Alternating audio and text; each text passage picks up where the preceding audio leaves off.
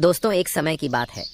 यमराज और चित्रगुप्त यमपुरी में आने वाले प्राणियों का लेखा जोखा निकालकर उन्हें दंड दे रहे होते हैं। तभी उनके पास एक ब्राह्मण आता है जिसने पृथ्वी लोक पर अनेक पुण्य किए हुए होते हैं। चित्रगुप्त यमराज को उस ब्राह्मण के कर्मों के विषय में बताते हुए कहते हैं, हे धर्मराज, इस ब्राह्मण ने पृथ्वी पर अनेक पुण्य किए हैं और इसने मृत्यु से पूर्व एक गाय का दान किया है। इसीलिए मेरे विचार से इसे स्वर्ग में डालना चाहिए।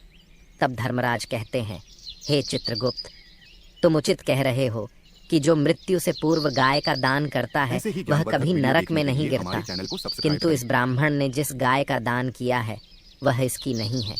इसने दूसरे की गाय का दान किया है, इसीलिए यह तो महापापी है और इसके इस पाप के लिए इसे नरक में जाना पड़ेगा। तब चित्रगुप्त कहते हैं, हे प्रभु, गाय का दान करना तो श्रेष्ठ कार्य है, चाहे वह गाय इसकी हो या अन्य व्यक्ति की। इसके अलावा इसने अनेक पुण्य के भी काम किए हैं, फिर यह महापापी कैसे हुआ? तब यमराज कहते हैं, हे चित्रगुप्त, यह सत्य है कि गाय का दान करना महापुण्य का काम है, लेकिन दूसरों की वस्तु को लेना भी पाप होता है। इस विषय में एक प्राचीन कथा कही जाती है, वह मैं तुम्हें सुनाता हूँ, जिससे तुम्हें यह पता चल जाएगा कि दूसरों की वस्तु को लेने से मनुष्य को कौन सा पाप लगता है। साक्षात भगवान श्री कृष्ण ने यह बात यदुवंशियों को बताई थी, इसीलिए तुम इस कथा को ध्यान से सुनो। इस कथा को जो भी पूरा सुनता है, मैं उसके 32 अपराध माफ़ करता हूँ। जो भी इस कथा का प्रचार करता है उसे कभी नरक में नहीं जाना पड़ता है।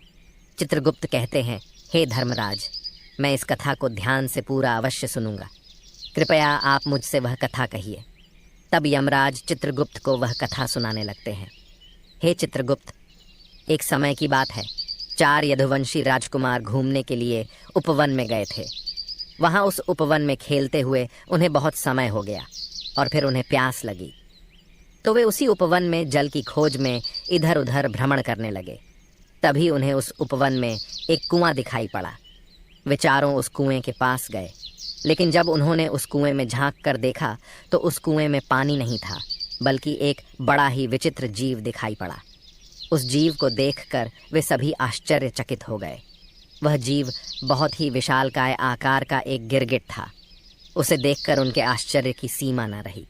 वह जीव कुएं के अंदर फंसा हुआ था और बाहर निकलने की कोशिश कर रहा था, लेकिन वह बाहर नहीं आ पा रहा था। उस विशालकाय गिरगिट की दयनीय अवस्था देखकर उन चारों राजकुमारों को उस पर बड़ी दया आ गई। उनका हृदय करुणा से भर आया और फिर उन्होंने उस गिरगिट को कुएं से बाहर निकालने का विचार किया। फिर सभी मिलकर उस गिरगिट को कुएं से निकालने लगे। उन्होंने चमड़े और सूत की रस्सियों से उस गिरगिट को बांधकर ऊपर निकालने का बहुत प्रयास किया, किंतु वे उस प्राणी को कुएं से बाहर निकाल न सके। फिर हताश होकर वे सभी भगवान श्री कृष्ण के पास गए और जाकर उन्हें सारा वृतांत सुना दिया। कमल नयन, भगवान श्री कृष्ण ने उनकी बात सुनी और फिर उस गिरगिट की सहायता करने के लिए वे उस कुएं के पास आ गए। फिर भगवान श्री कृष्ण ने खेल खेल में अपने एक हाथ से ही उस विशालकाय गिरगिट को कुएं से बाहर निकाल दिया। भगवान श्री कृष्ण के हाथों का स्पर्श होते ही गिरगिट ने अपना भयंकर रूप छोड़कर एक स्वर्गीय देवता का रूप धारण कर लिया। उस देवता का रंग सोने के समान चमक रहा था। उसके शरीर पर दिव्य आभूषण, वस्त्र और पुष्पों की माला शोभा पा रही थी। भगवान श्री कृष्ण के हाथ का स्पर्श होते ही वह गिरगिट पाप से मुक्त हो गया था।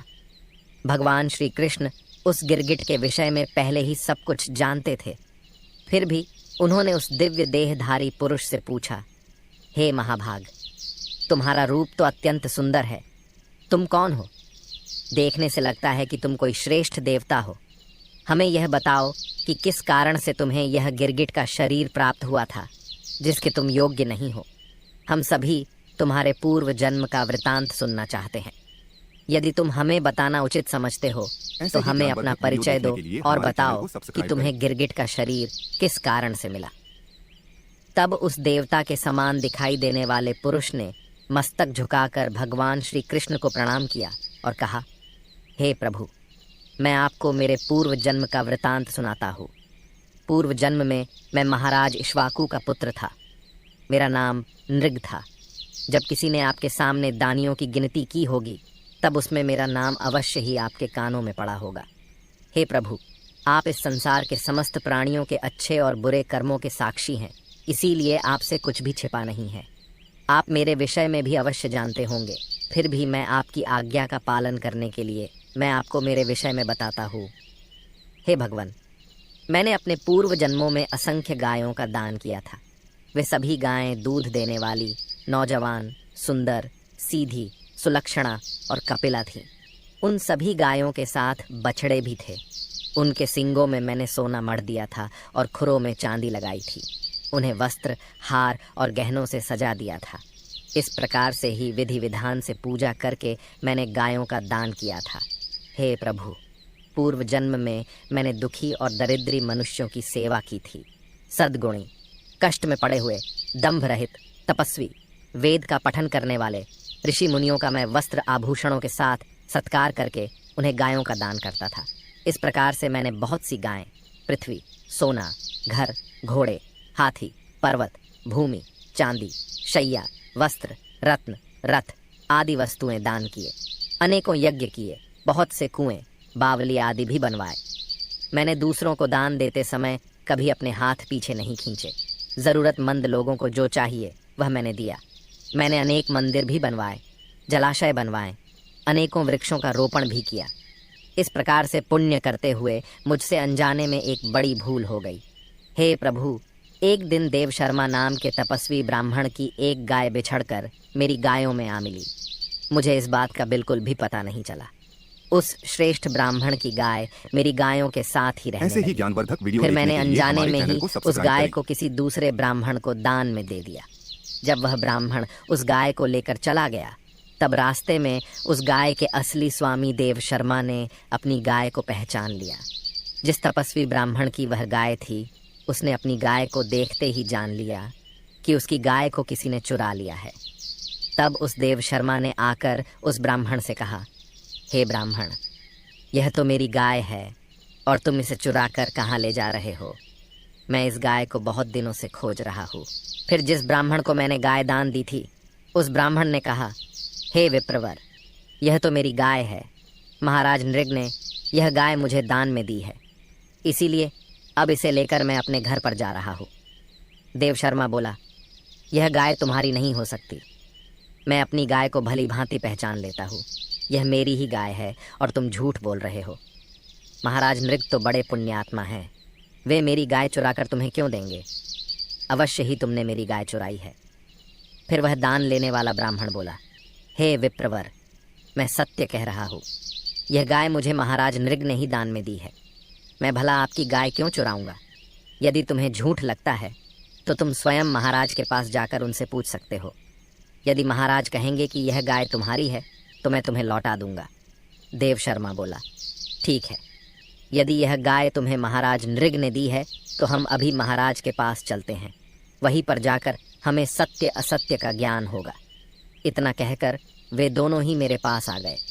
मेरे पास आकर उस दान लेने वाले ब्राह्मण ने कहा, हे राजन, आज आप ही ने मुझे यह गाय दान में दी है, किंतु यह ब्राह्मण कह रहा है कि यह गाय उसकी है और मैंने उसकी गाय चुराई है।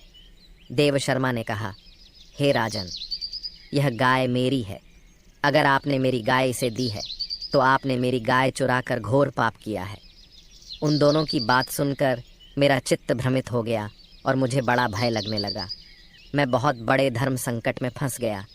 मैंने हाथ जोड़कर उन दोनों ब्राह्मणों से विनती की और कहा, हे ब्राह्मणों, मुझे क्षमा करो। मुझसे अनजाने में बहुत बड़ा अपराध हो गया है। आप लोग मुझ पर कृपा कीजिए और मुझे इस घोर पाप से तथा नरक में गिरने से बचा लीजिए। मैंने देव शर्मा ब्राह्मण से कहा, हे ब्राह्मण देवता, मैंने ही अनजाने में यह गाय इस ब्राह्मण को दान में दी है। अब दान में दी हुई गाय को मैं वापस नहीं ले सकता, इससे मुझे महापाप लगेगा। इसीलिए मैं आपको इस गाय के बदले में 1000 गायें देता हूँ। कृपया आप मुझे क्षमा करके अनुग्रहित करें। तब देव शर्मा ब्राह्मण ने कहा, हे राजन, यह गाय मुझे अत्यंत प्रिय है। इस गाय के बदले में आप मुझे 1000 क्या 10,000 गायें भी देंगे तो भी मैं नहीं लूँगा। मुझे यही गाय चाहिए। मैंने दान लेने वाले ब्राह्मण से कहा, हे ब्राह्मण देवता, आप यह गाय मुझे लौटा दीजिए। इस गाय के बदले में मैं आपको 1000 गायें दूंगा। फिर उस ब्राह्मण ने कहा, हे राजन, मैं इसके बदले में आपसे कुछ नहीं लूँगा। इतना कहकर उस ब्राह्मण ने वह गाय मुझे लौटा दी और वह वहाँ से खाली हाथ ही चला गया। और फिर वह देव शर्मा ब्राह्मण भी अपनी गाय को लेकर लौट गया। इस प्रकार से दिया हुआ दान वापस लेने के कारण मुझे महापाप लगा। हे प्रभु, इसके बाद जब मेरी आयु समाप्त हुई तब यमराज के 2 दूत मुझे लेने के लिए आए और मुझे यमपुरी ले गए। वहाँ पर जाने के पश्चात यमराज ने मुझसे पूछा, हे राजन, तुम पहले अपने पाप का फल भोगना चाहते हो या पुण्य का? तुमने जीवित रहते हुए अनेकों बार दान किया। तुम्हारे पुण्य के फल स्वरूप तुम्हें ऐसा तेजस्वी लोक प्राप्त होने वाला है जिसकी कोई सीमा नहीं है। किंतु तुम्हारे द्वारा एक घोर पाप हुआ है। तुमने दूसरे की वस्तु को अपनी समझकर दान किया है और दान देकर फिर से उस वस्तु को वापस ले लिया है। इसीलिए तुम्हें इस पाप का दंड भी भोगना पड़ेगा। इसीलिए अब तुम ही निश्चय कर लो कि तुम्हें पहले अपने पाप का फल भोगना है या पुण्य का। तब मैंने यमराज से कहा, हे धर्मराज, पहले मैं अपने पाप का फल भोगना चाहता हूँ। तब यमराज ने कहा, ठीक है राजन, अब तुम्हारी इच्छा के अनुसार मैं तुम्हें तुम्हारे पाप का फल पहले देता हूँ। अब तुम्हें पृथ्वी पर गिरगिट का शरीर प्राप्त होगा। जब तुम्हारे दंड की अवधि समाप्त होगी तब भगवान श्री कृष्ण के द्वारा तुम्हें मुक्ति मिलेगी। यमराज के द्वारा इतना कहते ही उसी क्षण मैं आकाश से नीचे गिरने लगा। गिरते समय मैंने देखा कि मेरा शरीर गिरगिट का बन चुका है। हे प्रभु, आज आपकी कृपा से मुझे इस गिरगिट के शरीर से मुक्ति मिल चुकी है। हे प्रभु, मैं आपका बहुत बड़ा भक्त था। मैंने सदैव आपकी पूजा आराधना की थी। मुझे आपके दर्शन करने की बड़ी अभिलाषा थी। इसी कारण से गिरगिट का शरीर धारण करने के बाद भी मेरी पूर्व जन्म की स्मृति नष्ट नहीं हुई और आपकी ही कृपा से मुझे आपके पुनः दर्शन हुए। हे भगवान, आप परमात्मा हैं। बड़े बड़े योगी और महान ऋषि मुनि आपका ही ध्यान करते रहते हैं। मैं तो अनेक प्रकार के दुखद कर्मों में फंसकर अंधा हो रहा था। आपके दर्शन करके मेरे सब दुख अब नष्ट हो गए हैं।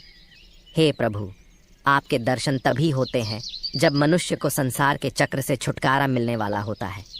हे आराध्य देव, हे पुरुषोत्तम गोविंद, आप ही व्यक्त और अव्यक्त जगत के स्वामी हैं। हे प्रभु, आपकी ही कृपा से अब मैं दिव्य लोक को जा रहा हूँ। कृपया मुझे आज्ञा दीजिए। मुझे ऐसा आशीर्वाद दीजिए कि मैं चाहे जहाँ कहीं भी रहूँ, मेरा मन सदैव आपके चरण कमलों में ही लगा रहे। इस प्रकार से महाराज नृग ने भगवान श्री कृष्ण की स्तुति की और उनकी परिक्रमा करके उन्हें नमस्कार करके श्रेष्ठ विमान पर सवार हो गए और दिव्य लोक को चले गए। राजा मृग के चले जाने के बाद भगवान श्री कृष्ण ने समस्त मनुष्य जाति को शिक्षा देते हुए वहाँ पर उपस्थित उन यदुवंशी कुमारों से कहा, हे कुमारों, जो लोग अग्नि के समान तेजस्वी होते हैं वे कभी दूसरों का धन नहीं हड़पते। कोई भी मनुष्य दूसरों का धन हड़प कर उसे पचा नहीं सकता। उसे उसका फल अवश्य ही भोगना पड़ता है। संसार का सबसे भयानक विष हलाहल है, किंतु उसका भी उपचार और चिकित्सा की जा सकती है। किंतु जो दूसरों का धन है वह सबसे भयानक विष है।